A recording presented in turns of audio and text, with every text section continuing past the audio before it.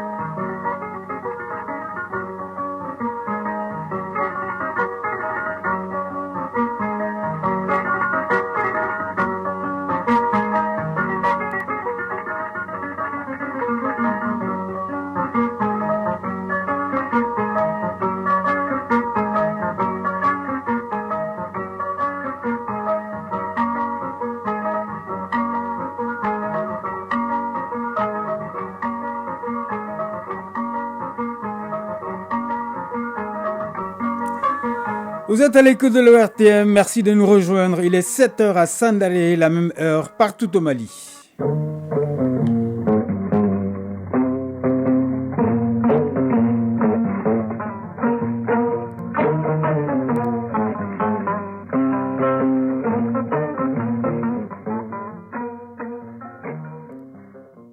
Le journal Kodi Sibi. Mesdames, Messieurs, bonjour. À la une de l'actualité, cette journée d'information sur le contentieux de l'État, le fonctionnement de la direction générale de la structure, comment elle collabore avec certains acteurs pour la défense des intérêts de l'État. Nous en parlerons dans ce journal. 1200 jeunes des 6 communes du district de Bamako en formation à l'initiative du ministre de la Jeunesse et des Sports chargé de l'instruction civique et de la construction citoyenne. La session a pour but de renforcer la capacité des jeunes de la brigade citoyenne en faveur de leur communauté. Nous irons à Ségou où les acteurs de l'État et les partenaires collaborent dans la recherche de la paix et de la sécurité. Une journée de réflexion a été organisée dans ce sens par le comité régional du cadre politique de gestion de la crise au centre du Mali.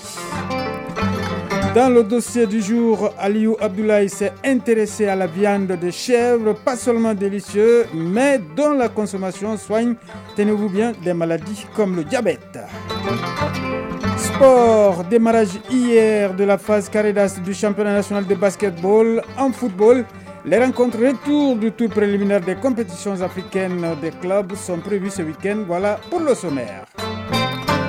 Bienvenue dans ce journal, la journée d'information et d'échange autour du mandat, de l'organisation, du fonctionnement et des techniques d'intervention de la Direction générale du contentieux de l'État.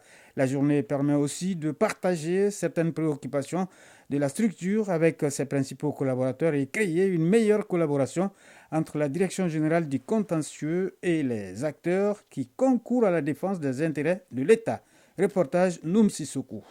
La DGCE, Direction générale du contentieux de l'État, est un service qui a toujours existé dans l'architecture institutionnelle, mais demeure peu connu du grand public en dépit de ses fonctions et des résultats engrangés dans le domaine de la préservation des biens et des intérêts de l'État. Et pour rendre plus visible cette structure centrale, la Direction du contentieux de l'État a organisé une journée d'information et d'échange avec ses principaux acteurs.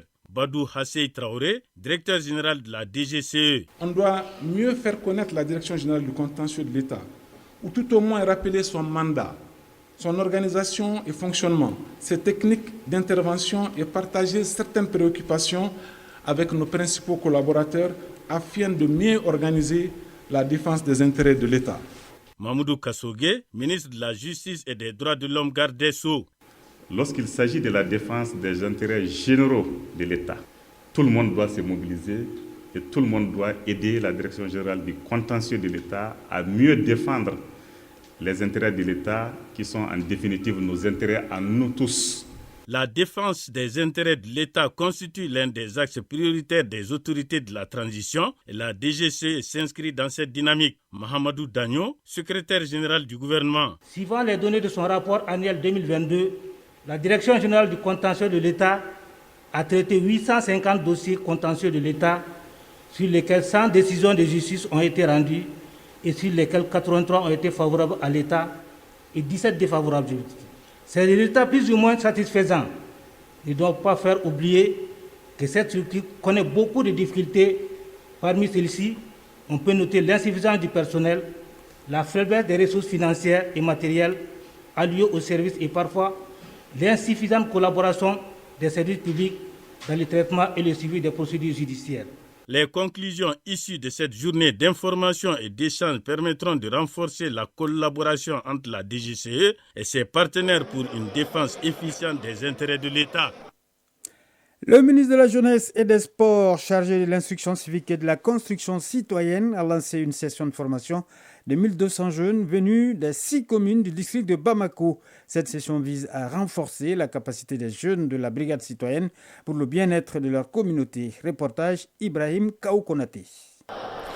Préparer les jeunes bénévoles pour servir leur communauté, tel est l'objectif recherché par cette session de formation. La sécurité routière est la première thématique abordée par Alassane Moussa Kanté, chef de division éducation routière à Nazer. Cette formation consiste à sensibiliser la jeunesse. Donc, comme vous le savez, les accidents de la route constituent un problème de santé publique majeur de nos jours. Il faut un effort concerté de tout le monde, car ça concerne majoritairement la jeunesse. Cette série de formations de la brigade citoyenne s'inscrit dans le cadre des activités de vacances citoyennes. Abdul Kassim Ibrahim Fomba, ministre de la Jeunesse, des Sports, chargé de l'instruction civique et de la construction citoyenne. Plusieurs formations qui sont prévues. Nous avons demandé la collaboration avec le ministre des Transports, qui a bien voulu vraiment mettre à notre disposition des experts à ce niveau-là. Vous savez, aujourd'hui, la route fait beaucoup de dégâts. Nous avons beaucoup de victimes. Et à ce titre, eux, en tant qu'acteurs de changement dans leur localité, ils ont besoin d'être formés là-dessus parce qu'ils vont nous servir à faire des sensibilisations sur le terrain. Les jeunes mettront à profit pour maîtriser les notions de refondation, de la sécurité routière, de la citoyenneté, du civisme et des violences basées sur le genre. Radio Mali à Ségou et environ 96.8 MHz en FM. Comment ramener la sécurité, la quiétude et la stabilité dans les régions du centre? La question est au centre de la rencontre de reprise des activités du comité régional du cadre politique de gestion de la crise au centre du Mali. Cette journée de réflexion a pour objectif de réunir les principaux acteurs étatiques et partenaires afin d'apporter des réponses communes et complémentaires aux actions du gouvernement dans la quête de la stabilité dans notre pays. Sur place, le compte-rendu de Jacqueline Dako. Ils ne viennent pas des mêmes localités mais partagent le même souci, la paix et la sécurité au centre du Mali. Les cadres des services publics et leaders communautaires de la région de Ségou, ensemble pour un dialogue franc et constructif, ils sont réunis pour lancer les activités de formation et d'information en matière de gestion de crise au centre. Dr Faneke Damele, représentant du secrétaire permanent du cadre politique et gestion de la crise du centre. Nous essayerons de survoler la présentation du cadre politique de gestion de la crise du centre, la stratégie de stabilisation des régions du centre, les plans d'action 2022-2024, les processus de mise en place du comité national de coordination et enfin les outils de suivi, rapportage de la stratégie de stabilisation des régions du centre. À l'origine de cette tribune d'échange, le secrétariat permanent du cadre politique de gestion de la crise au centre et ses partenaires, un service qui a déjà posé des actes réels dans le cadre du renforcement des capacités de ses membres dans la région de Ségou, selon les autorités administratives. Contrôleur général Alassane Traoré, gouverneur de la région de Ségou. Présenter aux membres du comité régional le cadre politique de gestion de la crise du centre et de réfléchir sur les voies et moyens pour la réalisation des activités inscrites dans le plan d'action. À la fin de la rencontre, un document de la stabilisation des régions du centre et son plan d'action a été remis au gouverneur. Document cadre qui va servir de boussole pour les décisions futures en vue de restaurer la paix et la sécurité dans la région. Ségou, Jacqueline Dako et Issaba pour l'ORTM. Quelques mots de l'actualité hors de nos frontières. La campagne pour les élections municipales et régionales du 2 septembre se lance aujourd'hui en Côte d'Ivoire. La particularité lors de cette année est la forte présence des candidatures indépendantes. En tout, 341 candidats indépendants ont été validés par la commission électorale indépendante. Mais les principales formations politiques voient ces candidatures comme négatives et ont décidé de sanctionner, voire exclure de leur parti les candidats perçus comme des dissidents. Le triple scrutin présidentiel, législatif et local a continué au Zimbabwe pour une deuxième journée hier, notamment dans la capitale. Alors que l'opposition criait déjà à la fraude avant l'annonce du prolongement du vote à cause de nombreux dysfonctionnements, une quarantaine d'observateurs zimbabwéens ont été arrêtés, soupçonnés par la police de coordonner la publication présumée des résultats des élections. Les élections générales devaient s'achever mercredi, mais la présidence a décidé de les prolonger d'une journée à cause de nombreux dysfonctionnements et retards à l'ouverture du bureau des votes. Deux candidats font partie des favoris, le président sortant Emerson Mnangagwa, âgé de 80 ans, et l'opposant Nelson Chamisa, avocat et pasteur de 45 ans. Aux États-Unis, l'ex-président américain Donald Trump s'est présenté hier dans une prison d'Atlanta, dans l'État de Géorgie, et a été placé brièvement en état d'arrestation dans le cadre de son inculpation autour des pressions électorales en 2020 dans cet État. Dans une première absolue pour un ancien président des États-Unis, le républicain a été placé brièvement en état d'arrestation et a été donc mesuré, pesé, photographié avant d'être remis en liberté sous caution. Il s'agit de la première photo d'identité judiciaire d'un ancien président américain. À présent, le dossier du jour. Le dossier de la rédaction qui est donc consacré aujourd'hui à la viande de chèvre. Son nom vous est familier, mais beaucoup ignorent les vertus de sa viande. Eh bien, la viande de chèvre est donc à la fois nutritive et thérapeutique.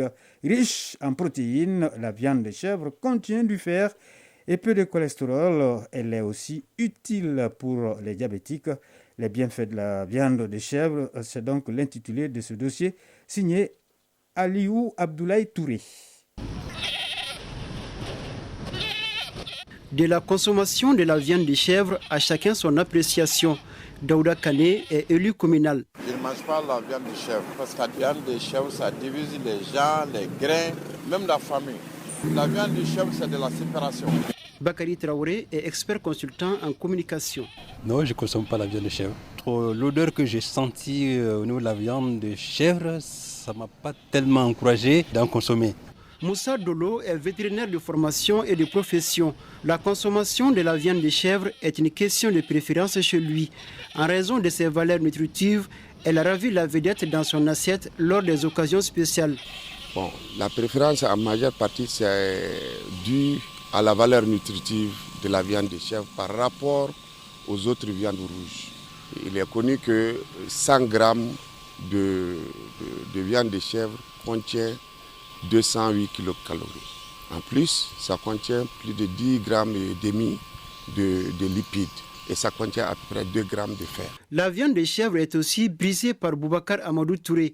La raison de son amour pour cette chair est surtout culturelle. Contrairement à la vache et au mouton, eux ils mangent ce qui est en bas. Ils baissent la tête pour manger. Mais la chèvre, elle s'accroche sur les arbres médicinaux même, tels que le tanin, tels que le caïcédra, tels que les jujubiers. Donc tout ça rentre dans la chair. En quelque sorte, c'est même médical, la viande de chèvre. Bella Tandina Diwan-Klouz est un fin connaisseur de la viande de chèvre. Il évolue dans le domaine de la rôtisserie. Tu sais, la viande de chèvre, il y a beaucoup de gens qui l'évitent parce que c'est une viande. Sa viande, quand tu le manges, tu as la chaleur. Ça fait monter la chaleur dans le corps. La viande de chèvre, pendant le froid et pendant l'hivernage, quand tu le manges, petit palier qui arrive. Quand tu le manges, tu n'auras pas de fraîcheur, ça ne va pas jouer sur toi. Le foie de chèvre, tu le payes, tu grilles ça en braise sur le charbon. Et quand vous le mangez, ça va vous donner l'envie de boire de l'eau. Il ne faut pas boire. Prends un petit temps, mais quand tu vas à la douche, essaie de pisser quelque chose comme ça dans une boîte ou quelque chose comme ça, tu vas voir, tu vas sentir un changement. Selon Dr Amadi Diarra, la consommation de la viande de chèvre est très importante pour l'organisme car elle est riche en protéines. 100 grammes de viande de chèvre apporte entre 16 et 39% de protéines nécessaires à l'organisme. Elle contient aussi peu de cholestérol, cette matière grasse qui est aussi importante dans l'organisme humain, mais dont son excès est nuisible. Dans la viande de chèvre, il y a tous les acides aminés nécessaires pour le maintien de la bonne santé d'un organisme. En plus de ses valeurs nutritives, la viande de chèvre renferme des vertus thérapeutiques, comme nous l'explique Moussa Dolo, vétérinaire. C'est un animal qui consomme beaucoup plus les feuilles. En particulier pour les diabétiques qui ont des problèmes de sucre et ceux qui ont des problèmes de cholestérol, c'est beaucoup mieux de consommer la viande de chèvre. Pas seulement, la viande de chèvre contient d'autres vertus, comme nous l'expliquent les spécialistes. Ça défavorise le dépôt de graisse au niveau de la circulation sanguine, notamment des artères, les veines.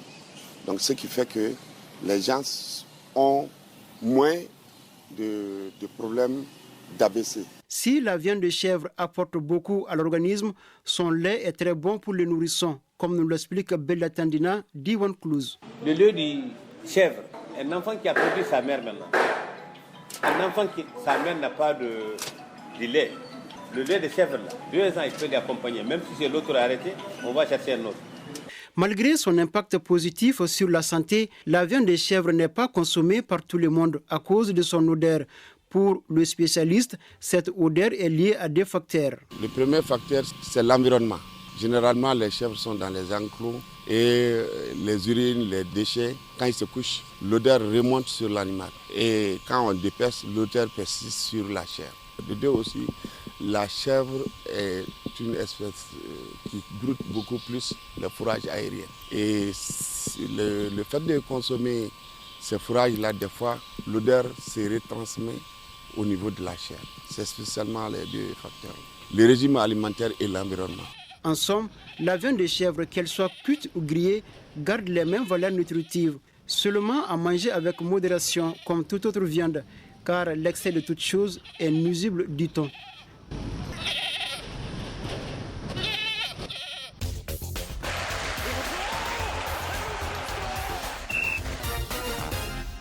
À présent, la page des sports basketball, la phase carré-d'as du championnat national a démarré hier après-midi au Palais des Sports Salamatou Maïga. Et puis en football, compétition africaine des clubs, les rencontres retour du tour préliminaire donc ont démarré hier. Le résumé de l'actualité sportive, c'est avec Isaac Thienou. Le premier tour du tour préliminaire des rencontres retour des compétitions africaines des clubs ont démarré hier. En Ligue des Champions, après une courte victoire 1-0 au Ghana, le Madema ASC se rend au Nigeria avec la conviction de convertir son avantage et d'arracher sa qualification pour la suite de la compétition face au Remo Stars. Après une première rencontre réalisée à Soweto, le Powers Dynamos accueille les Namibiens d'African Star en Zambie. Sur son terrain, le club de Kidoué devra combler son retard après sa défaite 2-1. Ce week-end, Erali Benghazi se rendra à Aba au Nigeria pour y affronter Eyimba. Le week-end dernier, les 2 équipes ont été généreuses en but. Finalement, ce sont les Libyens qui sont répartis avec l'avantage de la victoire 4-3, mais tout reste possible pour les Nigériens en cas de victoire avec 2 buts d'écart.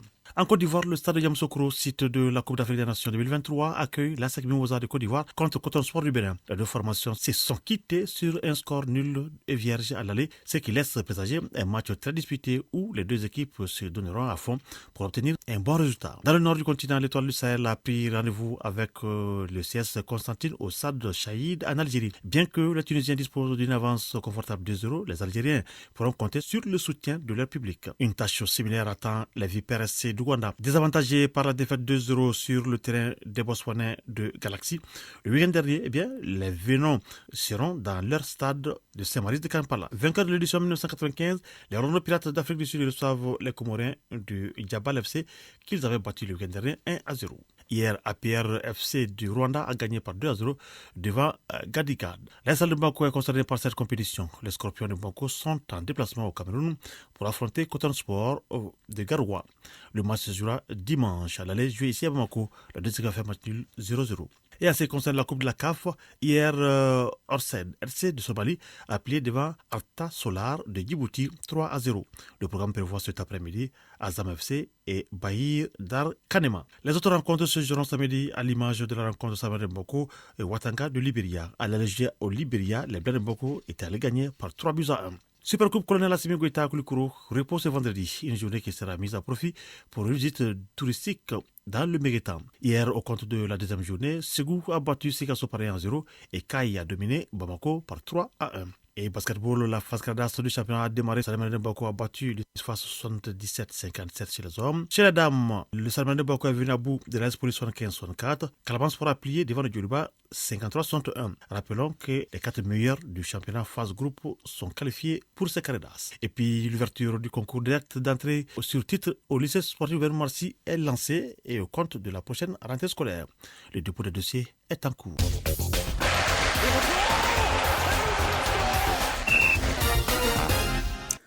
C'est avec cette page de sport que s'achève ce journal. Mise en onde à Lou Koulibaly, présentation Kodi Sibi. On remercie le rédacteur en chef adjoint Ousmane Daou qui nous a aidé donc à le réaliser. Et bien, il y a également Cheikh Omar Traoré pour vous permettre de suivre sur nos plateformes digitales. Nous souhaitons passer une excellente journée de vendredi en compagnie de nos programmes.